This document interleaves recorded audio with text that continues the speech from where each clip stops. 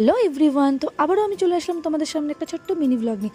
আর এই মিনি ব্লগটা ছিল 31 ডিসেম্বরে, যেটা আপলোড করতে একটু দেরি হয়ে গেছে। 31 ডিসেম্বর আমি কোথায় গেছিলাম সেটা তোমাদের সাথে শেয়ার না করলে হয় বলো? আমি যদিও বা জানি তোমরা সবাই তোমাদের মতো করে অনেক এনজয় করেছো, তো তোমরা কারা কারা এখানে গেছিলে আমাকে অবশ্যই কমেন্ট করে জানিও। আর আমি চলে গেছিলাম 31 ডিসেম্বরের এই হ্যাপি নিউ ইয়ার কার্নিভালে, যেটা লেক টাউনে হচ্ছিলো। এখানে দেখো সান্তা ক্লজ দাদু গাড়ি নিয়ে বাচ্চাদেরকে গিফট দিতে দিতে যাচ্ছিলো, আর এত সুন্দর চারিদিকে লাইটিং ছিল যে বলার না। আর প্রচুর প্রচুর সফট টয়েজেরও দোকান বসেছিল, আর মেলাও বসেছিল, যেখানে অনেক ধরনের রাইডস ছিল, যেখানে বাচ্চারা বিশেষ করে বেশি আনন্দ করছিল।